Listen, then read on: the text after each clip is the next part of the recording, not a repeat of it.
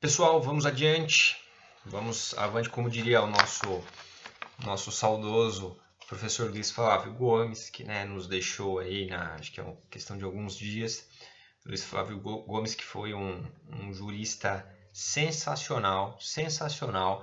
Ele foi também deputado e depois acabou abandonando a carreira de deputado. Ele foi tudo, na verdade. Ele foi magistrado, ele foi promotor, depois ele virou advogado, sempre foi professor. Foi um cara ímpar, assim como foi também o professor Damásio. Para quem não conhece, eu aconselho fortemente que estude a história tanto do professor Luiz Flávio Gomes, mais conhecido como LFG, como pelo professor Damásio de Jesus. Foram juristas e professores sensacionais que certamente, e eu falo isso com uma margem grande de certeza, ajudaram a formar muitos, se não todos os professores que vocês estão tendo aula hoje. Como ele já dizia, vamos avante, né? E isso que é importante. Eu quero, nessa segunda parte da nossa aula, complementar a primeira, porque quando a gente fala de fonte material do direito, só recapitulando, fonte material é aquela fonte que da onde vem a sociedade, da onde vem a discussão do direito, tá? Aonde que o direito surge, aonde que o direito brota, e a resposta ela está na sociedade, nos fatos sociais, nos problemas que emergem da sociedade e nos valores.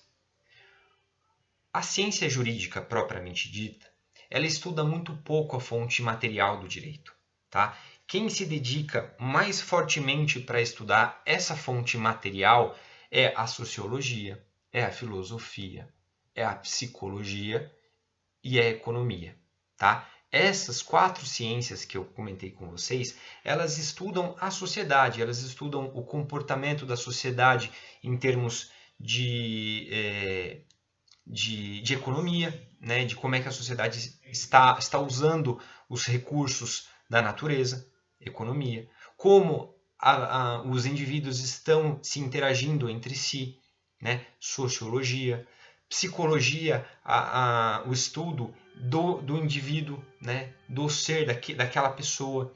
Então, essas ciências elas estudam mais fortemente a fonte material do direito. E a ciência jurídica, por outro lado, ela estuda de uma maneira mais efetiva a fonte formal do direito, que é o estudo da lei. Tá? Feita essa observação, eu dou seguimento ao nosso estudo para deixar claro para vocês que, diferentemente do que muitos possam intuir, a doutrina e a nossa jurisprudência, que são as decisões judiciais, elas, apesar de serem importantíssimas para o estudo do direito, elas não constituem uma fonte. Tá? Nem a doutrina e nem a jurisprudência elas constituem uma fonte. Elas, repito, são super importantes. Né? A doutrina ela serve para esclarecer a legislação. Então, a doutrina, que são os estudiosos do direito, ele serve para esclarecer, para aclarar e para tornar didática a legislação. Né? Para que a gente, de uma maneira mais didática, mais lúdica, consiga entender o que falam as leis. Repito, ela é importante, a doutrina jurídica, mas ela não é uma fonte.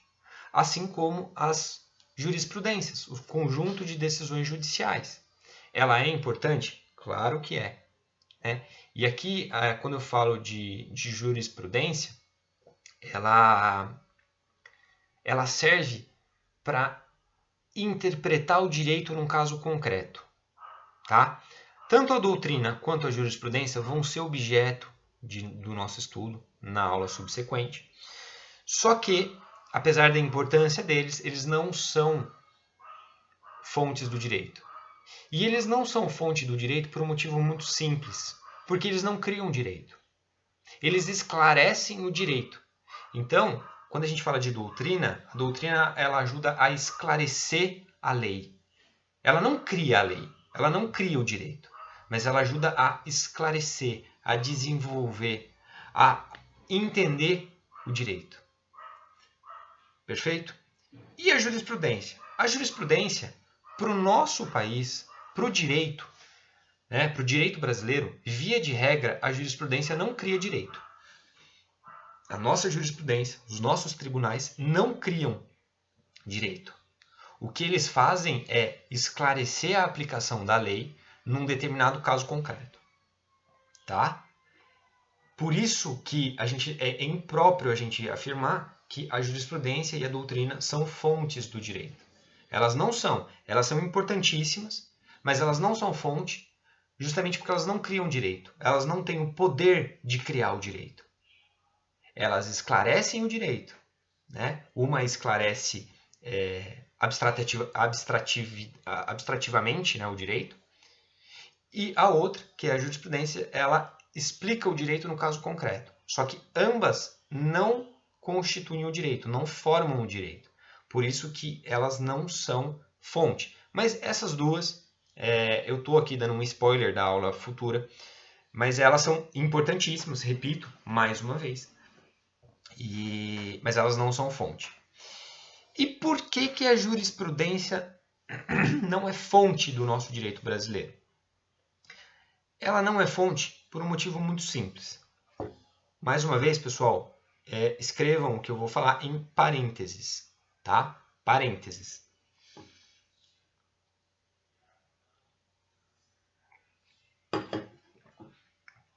Existem no mundo dois grandes sistemas de produção de norma jurídica. Tá? No mundo existem mais sistemas, mas os dois grandes, os dois principais, são a de tradição romano-germânica, que a gente chama de civil law, e tem a tradição anglo-americana ou anglo-saxônica, que a gente chama de common law. Esses dois sistemas, civil law e o common law, eles, via de regra, né, eles dividiram o mundo. Tá? Dividiram o mundo. A primeira, que é a chamada tradição romano-germânica, ela nominalmente chamada de civil law. Ela dá uma prevalência, uma força muito grande para a legislação. Tá? Então, para esses países que seguem essa tradição romano-germânica, o direito ele é constituído através das leis. Tá? A primazia que a gente chama do processo legislativo. O país, né, civil law de destaque é o Brasil. Tá? Para o nosso estudo aqui, é o Brasil. O Brasil é um país de tradição romano-germânica em que é adotado a tradição civil law. Quando eu falo tradição, portanto, civil law, nós damos uma primazia, nós damos uma importância muito maior para o processo legislativo, para as leis.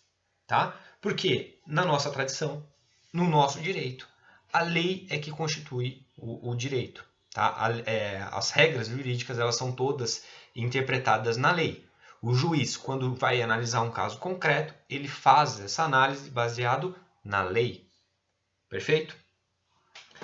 Só que, e aqui eu tenho que deixar claro para vocês, existem países cuja tradição é diferente da romano-germânica, que é da anglo-saxônica. E um dos principais países que seguem essa tradição são os Estados Unidos e a Inglaterra. Para os Estados Unidos, para a Inglaterra, para a Austrália e para vários outros países que seguem essa tradição chamada de common law, eles dão uma importância muito grande para os usos e os costumes. Então, para eles, o que forma o direito são os usos e os costumes baseados em casos que historicamente foram submetidos ao tribunal deles, e aí o tribunal se posicionou. Tá? Quem gosta aqui de assistir aquelas séries de televisão, né, notadamente aquela série chamada Suits, né, do Harvey Specter e do Mike Ross, a gente nota que muitos dos conflitos que são resolvidos pelo escritório, né, pela firma deles lá, eles sempre se baseiam em casos anteriores, em situações que historicamente foram submetidas à Suprema Corte, e aí a Suprema Corte julgou aquele caso, né, deu uma determinada interpretação para aquele caso. A gente chama isso de precedentes. E a tradição deles é tão forte, mas tão forte, que ainda hoje, casos que são submetidos à Suprema Corte em 2020, eles, os tribunais deles julgam esses casos com base em precedentes, ou seja, com base em casos que foram analisados pela Suprema Corte há muitos anos atrás. Tá? Então, assim, há 100, 150 anos, a Suprema Corte julgou o caso Brian Scott versus o estado da Califórnia, por exemplo. E aí eles pegam esse caso, Brian Scott versus a Califórnia, para o entendimento que foi adotado nesse caso, eles aplicam num caso julgado em 2020. Tá? Esse é o sistema deles. A segurança jurídica para eles está em manter o precedente. Então, o raciocínio que a Suprema Corte adotou há 120, 150 anos atrás, a segurança jurídica para eles está em a gente manter esse raciocínio, manter esse entendimento. Tá? É a forma com que eles acharam de tocar o direito deles. O Brasil, por outro lado, um país de tradição romano-germânica, civil law, por exemplo, né? Portanto, encontra a segurança jurídica na lei. Então, para a gente, muito mais do que um uso e um costume ou uma decisão que foi julgada pelo nosso Supremo Tribunal Federal, a nossa segurança jurídica está na lei. Então, a gente precisa seguir a lei. A gente tem a importância dessa lei. Essa, meus caros, é a grande divisão. Tá? Países civil law e países common law. Como vocês devem ter concluído nessa minha explicação, os países common law, a jurisprudência é uma fonte do direito para eles. Então, para os Estados Unidos, para a Austrália, para a Nova Zelândia, para a Inglaterra, a jurisprudência ela é uma fonte do direito. Isso para eles. Para nós, Brasil, país civil law, a jurisprudência não é uma fonte do direito. A fonte do direito é a lei. Tá? A principal fonte do direito, nossa, é a lei. Os usos e os costumes, eles vêm em segundo plano. Né? Na ausência de uma lei, aí o juiz, ou o aplicador do direito, no caso, ele pode aplicar o uso e o costume. E aí, quando eu dou essa aula, normalmente vem a pergunta: professor, o senhor me deu o exemplo de que a Austrália, de que a Nova Zelândia, a Inglaterra e os Estados Unidos são common law. Então, o melhor sistema jurídico é o common law. Tá certo? Não. Por que eu falo que não está certo? Porque, pessoal, não existe um direito perfeito. Não existe direito perfeito. Os Estados Unidos, a Inglaterra, a Austrália está bem não por causa desse sistema. Mas, e aqui eu faço referência àquele livro Por que as Nações Fracassam, das instituições. As instituições públicas deles são muito fortes. Lá, a segurança jurídica é certa. Mas a segurança jurídica que eu estou falando não é em seguir precedentes. Eu estou falando que o raciocínio deles é um raciocínio correto. Tá? Isso segundo, de acordo, né? Eu não sou um economista para atestar o porquê que o Brasil o Brasil e a Argentina estão nessa situação. Mas as instituições públicas americanas, australianas, inglesas, são boas, são fortes. Por isso que eles estão tão bem. Agora, a gente não pode atribuir o sucesso desses países, né, o sucesso econômico desses países, à forma de direito deles. Tá? Porque, repetindo, não existe direito perfeito. Existe o direito adequado para aquela sociedade. Então, existe um direito adequado para a sociedade brasileira, que não necessariamente é igual ao direito americano. E por aí vai. Tá? Aqui eu faço referência, aqui até para finalizar essa pergunta, a uma frase, a uma lição, na verdade, escrita por Miguel Reale, que, no meu entendimento, matou a pau essa discussão. E ele escreve o seguinte: o civil e o common law são, na realidade, expressões culturais diversas que, nos últimos anos, têm sido objeto de influências recíprocas, pois enquanto as normas legais ganham cada vez mais importância no regime common law, por sua vez, os precedentes judiciais desempenham um papel sempre mais relevante no direito de tradição romanística. O que Miguel Reale quis falar?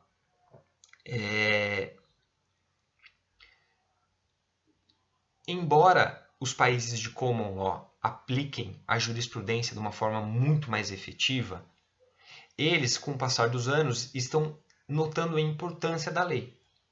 Né? Porque a gente se basear sempre em precedentes não dá muito certo. A gente precisa ter, ainda que uma base, né? Ainda que um alicerce baseado na lei. Tá? É o que Miguel Reale falou, isso em 1981. Né? Em 1981 ele já tinha essa sacada.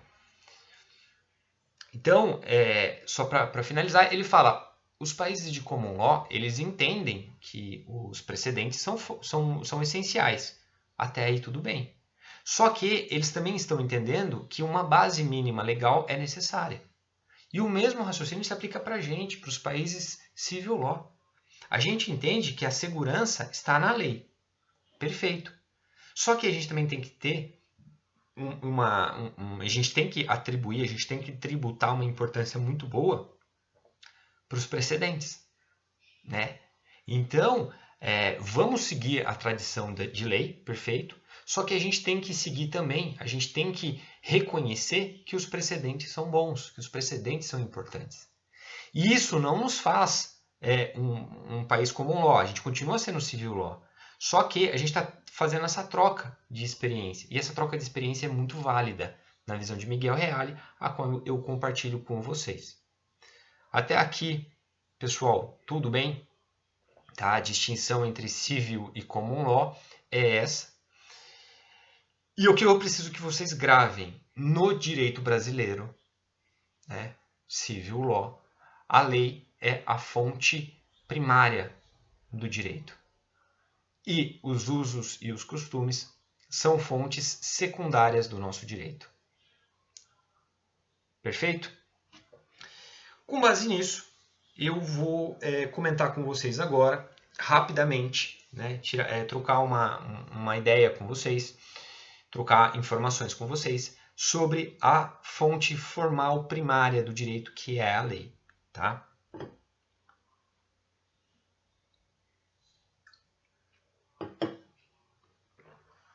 Quando eu falo de lei, a doutrina, ela, etimologicamente falando, ela fala que a lei tem origem em 3 diferentes palavras latinas.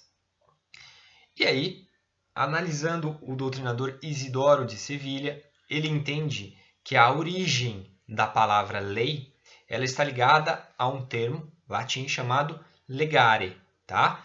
E por que ele fala que tinha origem nessa palavra legare? Legare, né? Legare significa ler. Ele guarda esse raciocínio porque ele argumenta que os antigos tinham um costume de quando era publicada uma lei, né, quando saía uma determinada lei, eles pegavam essa lei e eles afixavam em praças públicas, e aí todo mundo se reunia nessas praças públicas para ler o teor da lei e aí discutir sobre essa lei. Né? Essa era a forma de publicidade da lei. Então Isidoro entende que a palavra lei ela tem origem no verbo ler, porque o pessoal, todo mundo se reunia numa praça pública e aí acabava lendo e discutindo essa lei. Tomás de Aquino, por sua vez, entende que a origem é ligare, e ligare significa ligar. Por que ele entende dessa forma? Porque o direito ele é consubstanciado, principalmente, com base em lei, com base em normas jurídicas. E essas normas jurídicas, como nós pudemos estudar em aulas pretéritas, ela liga, ela tem um critério do que Paulo Nader chama de bilateridade. E quando ela fala de bilateridade, ela está ligando duas ou mais pessoas, atribuindo a uma delas um direito subjetivo e a outra um dever jurídico. Então, para Tomás de Aquino, ele fala, ora, a lei, ela tem esse critério de bilateridade. E por ter bilateridade, ela liga duas ou mais pessoas, atribuindo a uma ou mais pessoas um direito subjetivo e às outras um dever jurídico. Beleza? E a gente tem um terceiro entendimento. Esse terceiro entendimento ele é defendido por um jurista também muito antigo chamado Cícero. Cícero, que num livro muito importante que eu recomendo a leitura para vocês, que é Como os Advogados Mudaram o Mundo, ele, de acordo com o autor, é considerado o primeiro advogado. Tá? Cícero, então, ele entende que a palavra lei, ela, etimologicamente falando, ela é ligada ao termo eligere, que significa escolher. A lei, quando ela vira esse instrumento normativo, o legislador, ele escolhe um entre vários valores daquela sociedade. Então é uma escolha. O legislador ele pega os principais valores daquela sociedade e ele escolhe, ele elege aquele valor para ser contemplado na lei. Tá? Independentemente da origem, se a gente seguir Isidoro de Sevilha, se a gente seguir Tomás de Aquino, ou se a gente seguir Cícero, é fato, que a lei ela é a forma mais moderna de produção jurídica, produção do direito positivo brasileiro. Tá?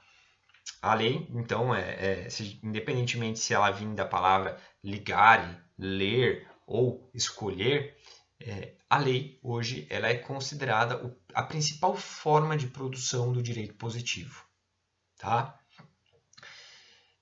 E, mais uma vez, fazendo referência ao direito romano lá atrás, e aqui eu quero compartilhar com vocês, eles entendiam que a lei é o que o povo ordena e constitui. Eles estão errados? Acho que não. Porque, de fato, a lei é uma vontade soberana. A lei, na teoria, ela tem que ser uma vontade comum daquela sociedade. E ele vai além. A lei é um preceito comum.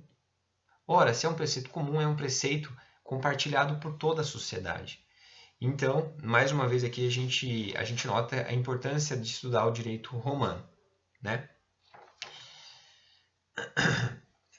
Para quem gosta de anotar, eu vou fazer um ditado rápido aqui do que seria a lei. Tá? A lei, ela é, até seguindo essa tradição romana, um preceito comum.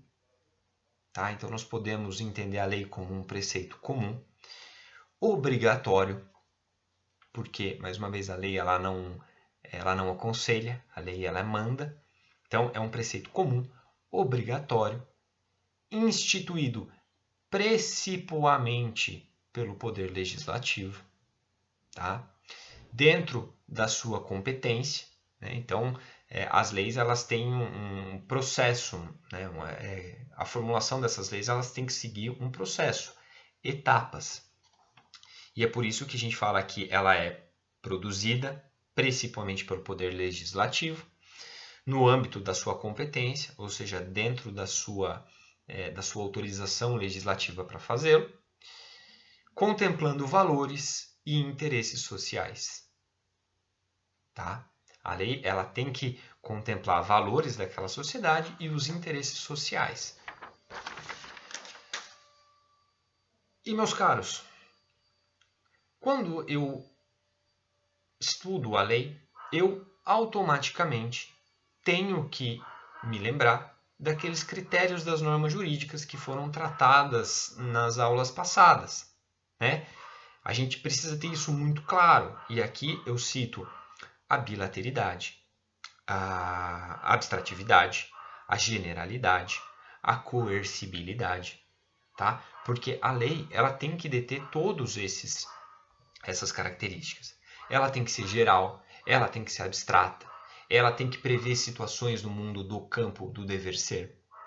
Ela tem que atingir a maior quantidade de pessoas possíveis que possam praticar aquela hipótese legislativa, tá? Ela liga duas ou mais pessoas, né, dando a uma o direito subjetivo e a outra o dever jurídico. Ela tem que ter o que a gente chama de imperatividade. Então ela tem que obrigar, ela tem que forçar o cumprimento dela, né? Não existem leis aconselhatórias. Eu aconselho você a seguir dessa maneira. Não. Quem dá conselho são os nossos amigos, são as pessoas, os nossos entes queridos. A lei, ela impõe uma obrigação. E a principal parte delas, né, que principal não, mas complementando esse nosso raciocínio, as leis, elas têm que ter aquele critério de coercibilidade. Então a lei, ela tem que atribuir ao Estado uma reserva de força que faz com que obrigue, que faz com que imponha essa obrigação legislativa e que a gente de fato cumpra o ditame dessa lei, que a gente chama de coercibilidade. Tá? Então, deve atender os critérios da norma jurídica, deve expressar um bem comum, ela deve ser escrita, né, criada principalmente pelo Poder Legislativo, através de um processo de formação própria. E aí esse processo de formação própria, pessoal, até para não tornar enfadonha e longa essa aula, eu faço referência ao documento escrito, que já foi disponibilizado para vocês, em que lá nós fazemos uma síntese, tá? Uma síntese bem rápida do processo legislativo brasileiro, processo legislativo federal brasileiro. Tá? Desde da proposta legislativa, passando pela aprovação das comissões, pela votação, depois da votação pela revisão do texto legislativo, e aí depois da revisão do texto legislativo, o encaminhamento para o presidente da República para sanção ou veto, promulgação e publicação. Tá? E por que eu comentei com vocês que a lei ela é principalmente ou via de regra pelo Poder Legislativo? Porque nós, e isso é sabido de todo mundo, há uma tripartição de poderes dentro do Estado. Então, o nosso Estado ele é composto pelo Poder Legislativo, né, que tem a competência de criar esses instrumentos legislativos. A gente tem o Executivo, que tem que executar essas leis, né, fazer cumprir essas leis, criar formas, instrumentos da gente executar, tirar do papel essas leis. E a gente tem o Executivo, que serve para impor a aplicação dessas leis. Né? Aplicar, né? O Executivo ele aplica e o Judiciário está lá para mediar a aplicação dessas leis. Então, são 3 diferentes poderes, cada um com a sua importância devida. Via de regra,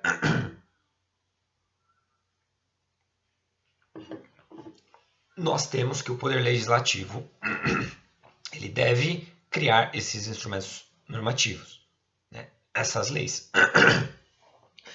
Excepcionalmente, outra difícil. Excepcionalmente, o Poder Executivo pode, tá? Aqui no nosso direito brasileiro, excepcionalmente, o Poder Executivo pode criar leis. E é o que a gente está vendo nesse período de pandemia.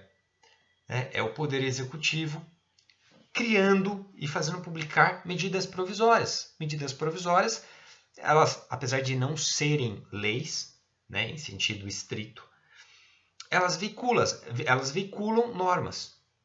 Então, a gente chama de legislação no seu sentido amplo. Tá? E eu vou além.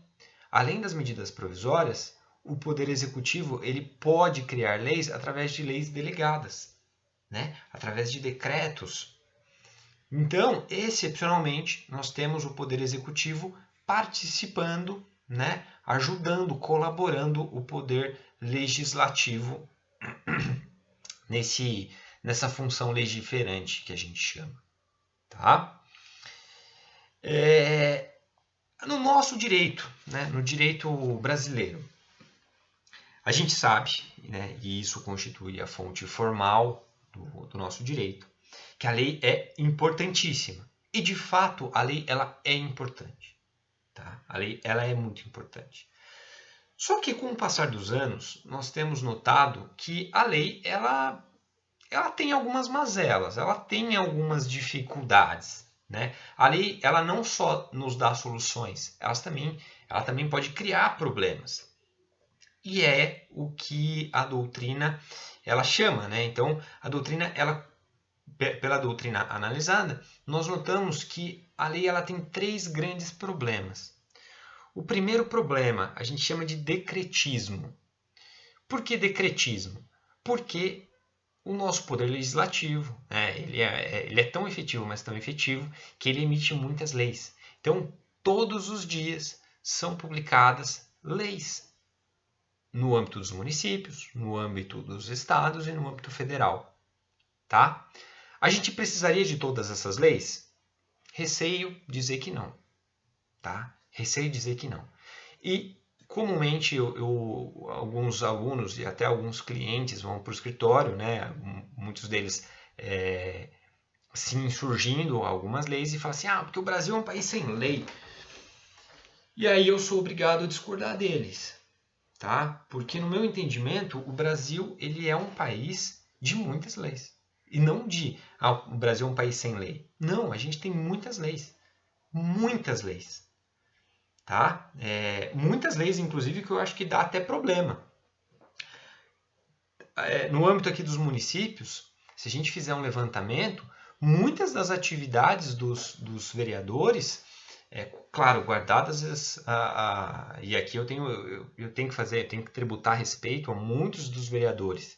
Né? Tem muitos vereadores que realmente trabalham para a população. Mas a gente nota que tem muito vereador que chega no plenário e, na ânsia de querer apresentar projetos legislativos, né, para tentar justificar para a sociedade que ele está trabalhando, ele cria leis para modificar nome de ruas. Ele cria leis que não têm aplicabilidade, né, que são aquelas leis que a gente chama para inglês ver. Tem muito disso. Então, o Brasil, e o primeiro problema do Brasil é justamente esse, o decretismo. São uma quantidade excessiva de leis que, no final das contas, a gente nem sabe se aquela lei está válida, se não está, se aquela lei foi aprovada, se não foi. Esse é um dos problemas do regime civil law. E eu vou além. Tem também o que a gente chama de vícios dos parlamentares. Né? Muitos dos parlamentares acabam se perdendo no meio dessa função legiferante, e aí é quando começam a criar leis ou leis que não têm aplicabilidade prática nenhuma, leis cujo orçamento não permitem a aplicação integral dela, e aí a gente fica, né, navegando num mar de leis que não tem aplicação nenhuma. Quantas vezes nós vimos, nós notamos aquelas leis lá, lei que não pegou. Né? Por que será que a lei não pegou? Às vezes foi baseado tanto no vício do parlamentar que o parlamentar quis criar aquela lei. Só que ele não pensou nos reflexos práticos dessa lei. Será que a sociedade realmente precisa dela? Será que a sociedade de fato vai abraçar essa lei? Eles não pensam nisso. Então, esse também é um segundo problema. E a gente tem um terceiro problema, né? O desuso dessas leis. Então, tem muita lei que é publicada, válida, por anos a fio, que a gente não sabe se a lei está válida ou se não está. Né? Então, a sociedade acaba criando um mecanismo de controle dessas leis, e aí a gente fala, ó, vou usar a lei, não vou usar a lei. O período que eu passei lá no Pará, que eu comentei com vocês, eu vi muitas motos, né? Porque com a Zona Franca de Manaus, a fabricação dessas motos passaram a ser feitas lá no estado do Amazonas. Então, eles abandonaram os cavalos e os jegues e compravam motos, né? Então lá, moto muito barata. Então, eles acabaram trocando o jeguezinho dele por motos. Então eles compraram essas motos. E era estranho, porque lá a exceção era quem andava de moto usando capacete. E eu vou além. Quem andava de moto lá usando o capacete, né, aqueles capacetes que fecham tudo aqui, a polícia parava. E por que a polícia parava? Porque era muito comum a prática de assaltos por pessoas que estavam usando capacete. Então, eu presenciei isso, pessoas, a viatura passava, a moto simplesmente cortava, com crianças, todas elas sem capacete, a polícia não parava. Né? A polícia não parava. O que significa dizer que lá naquele estado, lá no Pará, lá na cidade de Anapu e Altamira, era comum isso. Eles não usavam capacete. Apesar do Código de Trânsito Brasileiro ter aplicação lá, eles não usavam. E eu vou além nesse tipo de exemplo. O decreto que prevê contravenções penais é um decreto muito antigo. Ele, até um tempo atrás, ele previa dois tipos de crime, que era o crime de mendigância. O crime de mendigância. Então, era uma contravenção penal, e essa contravenção, se não me engano, ela foi... o Poder Legislativo falou que não era mais contravenção em 2009, e isso vigorou por muito tempo. Tá? Por muito tempo, a contravenção de mendicância. E incorria nessa contravenção os moradores de rua, as pessoas que estavam em situação de rua. Né? E era uma contravenção, né? Algumas pessoas sabiam, outras não sabiam, e cotidianamente a polícia passava por esses moradores de rua e não levavam para a delegacia, não lavravam um boletim de ocorrência, simplesmente não faziam nada. A polícia não sabia? Não, a polícia sabe. Só que essa era uma lei que entrou no desuso. E isso é um problema muito grave, porque gera para nós, né, para a gente que conhece a lei, uma sensação de insegurança. Eu tenho que aplicar a lei ou não tenho que aplicar? Se eu aplicar essa lei, eu vou estar fazendo certo ou não eu vou estar fazendo errado? Esse é um dos problemas, tá? do desuso da lei, que a gente chama de leis anacrônicas. E vou dar um outro exemplo. Esse crime, ele não foi declarado, ele ainda continua válido, tá? Essa contravenção penal. É uma contravenção, chamada uma contravenção de vadiagem. Então, aquela pessoa que tem força de trabalho, tem competência para trabalhar e tem um ofício, né, uma profissão legítima, e não o faz preferindo o ócio, preferindo a ociosidade, ela incorre nesse crime de vadiagem. Esse crime ele está válido no decreto de contravenções penais. Então, todo mundo que simplesmente não quer trabalhar, em tese, pode ser configurado nesse crime nessa contravenção, de vadiagem. Está válido. Só que quantas pessoas, né, quantos casos vocês presenciaram ou presenciaram durante a sua vida toda de pessoas que foram processadas, denunciadas pelo crime de vadiagem? Eu não conheço nenhuma. E está válido. Esse é um problema. Essa é uma das mazelas do nosso sistema. Tá? E aí, esses dois exemplos que eu dei são exemplos de leis anacrônicas. Mas a gente tem leis injustas, leis deficitárias, ou seja, criadas sem pensar na prática. Hoje a gente tem uma série de situações, né, de problemas que a lei pode causar para a gente. Independentemente desses problemas, tá? É fato que ainda hoje a lei ela é um instrumento de aplicação necessária aqui no nosso país, tá? Necessária. E para finalizar aqui o estudo da nossa lei, já caminhando para o final, Paulo Nader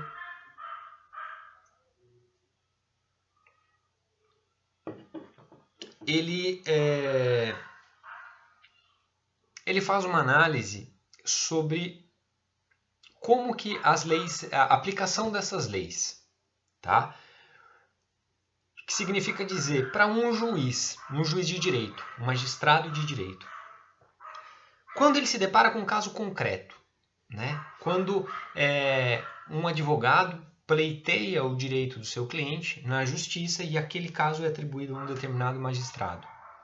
Paulo Nader dividiu em 6 etapas, né, a análise que esse magistrado tem que fazer da lei para que, ao cabo desse processo, né, ao prolatar a sentença, o magistrado consiga atender exatamente aquela lei. Na visão de Paulo Nader, a primeira etapa ela é chamada de diagnose do fato. E nessa primeira etapa, o magistrado ele tem que ler o processo, ler a alegação inicial, ler a defesa e ler as provas, para que, ao cabo dessa primeira etapa, ele saiba o que está sendo discutido, tá? Se é um divórcio, se é uma dissolução de união estável, se é um cumprimento ou descumprimento de um contrato, tá? Se é a ausência ou não de pensão alimentícia. Então ele tem que ler esse processo, ele tem que destrinchar aquele processo para ele saber qual é o caso, qual é o fato que eu preciso julgar. Primeiro, então, é a chamada diagnose do fato. A segunda etapa chama-se diagnose do direito, tá? Então ele precisa, o magistrado, com base na etapa anterior, ele precisa analisar dentro do nosso ordenamento jurídico se existe uma lei que regulamenta aquele caso, tá? Ele precisa fazer a indagação. Esse caso, né, esse problema, o nosso legislador já tentou solucionar através da lei? Como eu disse, a gente é um país de muitas leis. Provavelmente, essa lei, essa solução levada pelo advogado já está contemplada em alguma lei. Então ele precisa fazer essa análise. Qual lei que eu vou aplicar? É o Código de Defesa do Consumidor? É o ECA, né, o Estatuto da Criança e do Adolescente? É o título tal do Código Civil? Então o magistrado ele vai ter que, para superar essa segunda etapa, fazer a análise se existe a lei e qual é a lei, tá? A terceira a gente chama de crítica formal. O magistrado, ao pegar essa lei, né, identificar a lei que vai resolver o problema dele, ele tem que fazer essa crítica formal. Então ele vai bater o olho na lei e vai verificar: essa lei seguiu o processo legislativo? Ela está certa? Né? Ela começou e terminou da maneira correta? Houve a discussão, houve a aprovação do Congresso Nacional? Formalmente falando, ela está correta? Ela foi publicada? Ela está em vigor? Ele vai fazer essa análise formal. E depois, né, feita essa análise formal, e caso a lei de fato tenha seguido o processo legislativo corretinho, ele entra na etapa 4, que é a chamada crítica substancial. A crítica substancial é quando o magistrado ele vai analisar o teor da lei. Então ele vai pegar essa lei e ele vai apurar. E aí ele vai chegar na conclusão: essa lei é constitucional? Ela viola a Constituição de alguma outra maneira? Ela consagra os direitos previstos na Constituição? Ela, substancialmente falando, ela está adequada? Né? Ela viola a dignidade humana? Não, não viola a dignidade humana. Ela está correta, ela é constitucional. Tá? Se o magistrado entender que de fato ela é constitucional, ou seja, que ela está de acordo com as normas superiores, ele supera essa chamada quarta etapa. E ele entra na quinta etapa, que é chamada a interpretação do direito, tá? Interpretação da lei. Significa dizer que o magistrado, feita essa leitura da lei, ele vai extrair dessa lei o que a lei quis falar, tá? Ele vai extrair a substância da lei. Ele vai entender qual é a extensão da lei e como a lei consegue ajudá-lo na resolução desse problema, tá? Ele vai pegar o espírito da lei e quais são os artigos, quais são as partes daquele instrumento normativo que resolvem o problema concreto. E aí ele entra no que a gente chama de sexta etapa. A sexta etapa é a aplicação da lei. A aplicação da lei, ela é uma operação lógica. Por que eu estou falando uma operação lógica?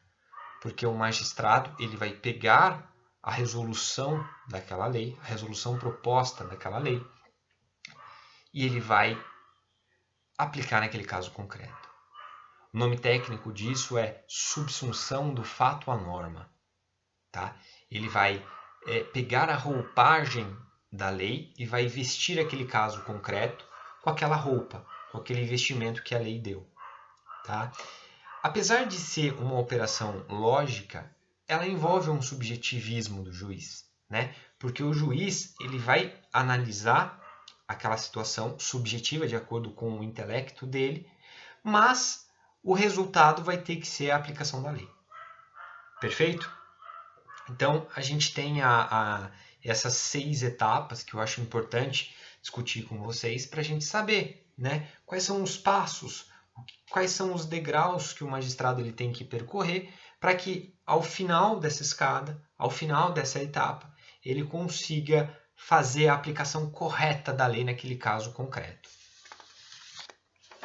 E com isso, eu finalizo a análise, né, da lei e nos próximos minutinhos eu vou comentar com vocês uma das fontes do direito de acordo com Miguel Reale.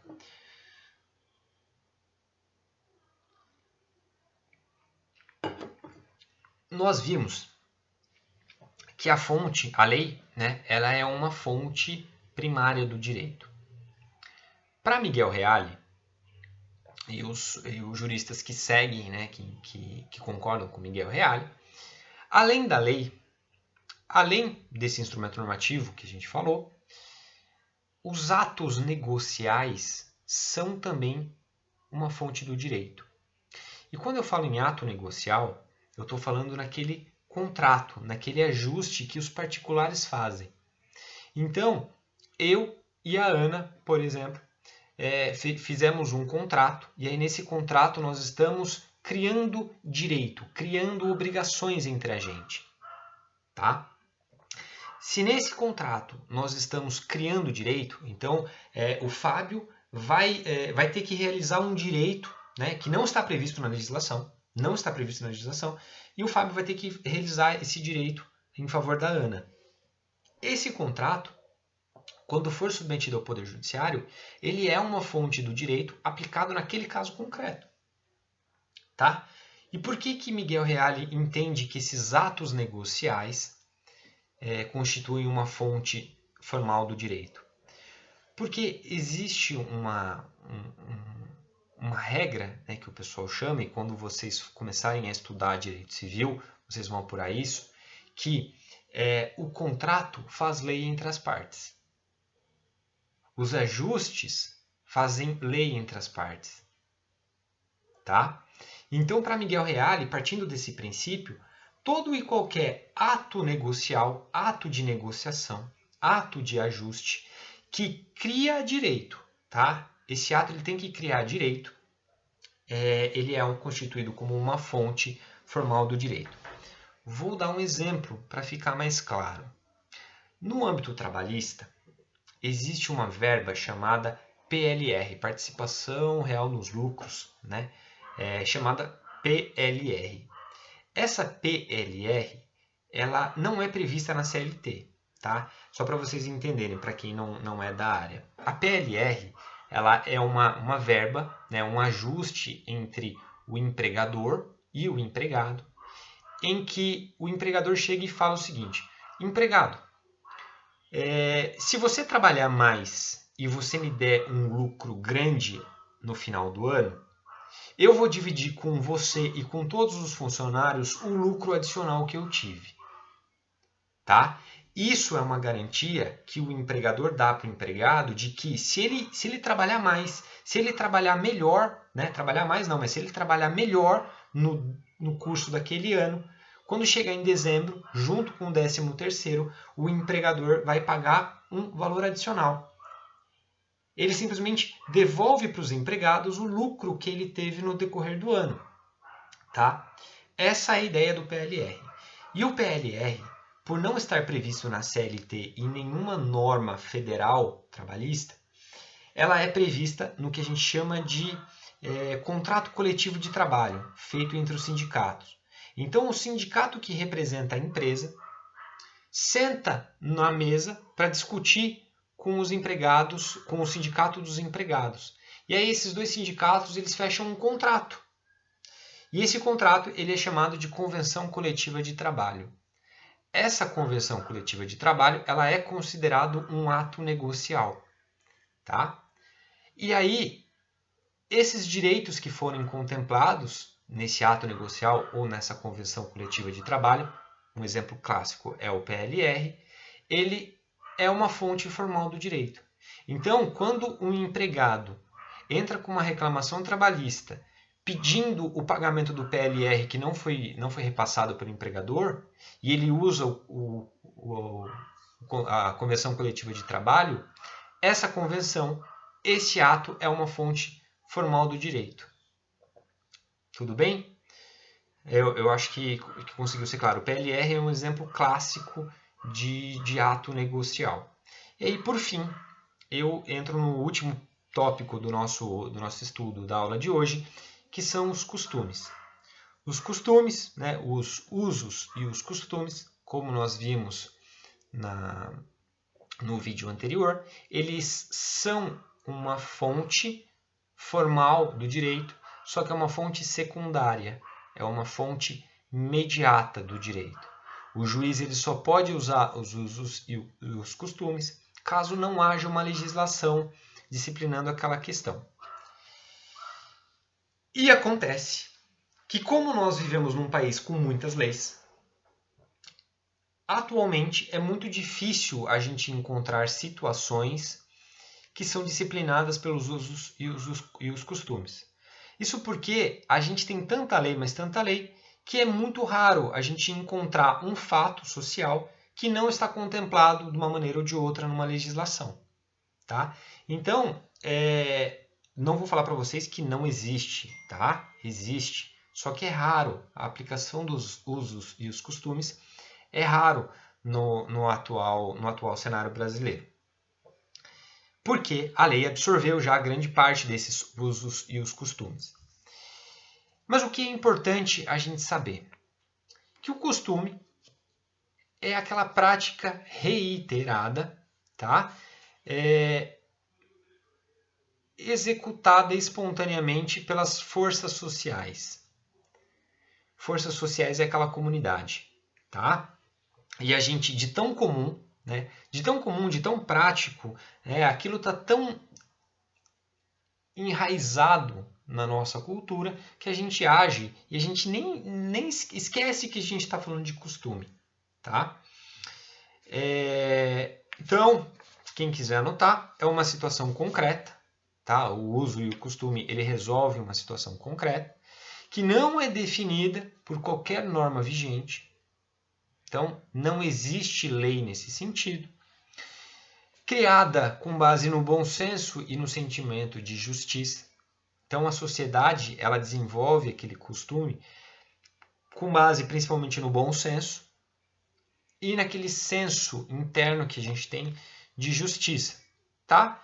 Que resolve uma solução que pode ser racional e que concorde com o bem comum. Claro, com base no tempo, tá? Não existe costume criado há uma semana. Não existe. Os costumes eles são criados há anos, são desenvolvidos há anos e são passados de geração para geração, de pai para filho, para que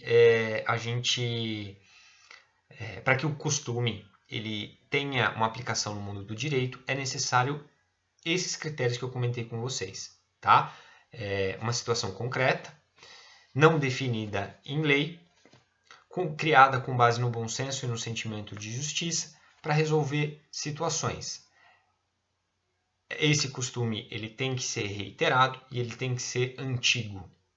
Perfeito? E além de ser reiterado o costume, a gente tem que agir obrigatoriamente. Então a gente tem que seguir esses costumes achando que é lei, achando que de fato existe uma lei, né? Crendo piamente que a gente só age daquela maneira por conta da lei. Beleza? Eu vou citar agora com vocês algumas modalidades de costume, tá? Existem costumes que são anteriores a uma lei, tá? Então vamos imaginar que lá em 1980 a gente já seguia um costume. Então aquela sociedade ela já tinha aquele costume e a gente seguia, né? A gente foi seguindo passando 1880, 1990, 2000 e aí em 2010, 2020 o legislador ele estava sem nada para fazer e aí ele fala, olha, eu vou criar uma lei contemplando aquele costume que já exercia lá em 1980, 1970. Tá? Esse costume a gente chama de um costume anterior à lei. Beleza, né? Porque a partir do momento que o costume ele recebeu a roupagem da lei, ele simplesmente ele deixou de ser uma fonte secundária para se tornar uma fonte primária. Até aí, na boa, tá? Não tem problema. E a gente, a segunda espécie de costumes são aqueles costumes de acordo com a lei. Então, a gente nem sabe qual foi criado primeiro, se foi a lei ou se foi o costume. Fato é que se a gente chegar e perguntar, por exemplo, para aquelas pessoas que vivem na roça, tá? Vivem lá na roça, elas não conhecem a lei, elas não sabem, elas não acompanham a TV Justiça, elas não acompanham a TV Senado e elas não acompanham a TV Câmara. Então elas não sabem o que está sendo discutido e o que está sendo aprovado. Tá? Elas agem de acordo com o sentimento delas, né? O que os avós delas ensinaram para elas, o que os pais ensinaram. Então elas seguem essa rotina. Eles não sabem que são leis. Então existem esses costumes que são de acordo com a lei. Tá? Os dois seguem o mesmo caminho. A legislação fala X e o costume também fala X. Segue o jogo. E aqui não tem aplicação para o mundo do direito, porque, como aconteceu no exemplo anterior, os costumes, né, deixaram de ser uma fonte secundária para receber a roupagem da lei. Até aqui também não tem problema. E o problema a gente vai achar na terceira modalidade de costume, que é o que a gente chama de costume contrário à lei.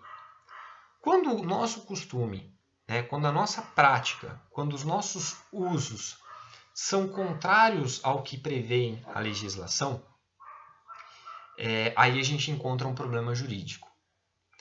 E por que a gente encontra esse problema jurídico? Porque o costume ele nunca pode se sobrepor à lei. Um exemplo clássico, né, para a gente entender é o jogo do bicho. O jogo do bicho é muito comum. Né? E existem pessoas hoje que fazem o jogo do bicho normal. Se a gente for, por exemplo, lá na Praça da Sé, a gente vai ver pessoas vendendo o jogo do bicho normal, na saída assim, da estação, do lado da estação da GCM. Eles vendem. É um costume? É um costume. Né? Desde que eu nasci, desde que eu me reconheço por gente, eu sei que existe o jogo do bicho e que o jogo do bicho é ilegal. Né? É considerado um jogo de azar. Só que existe uma lei.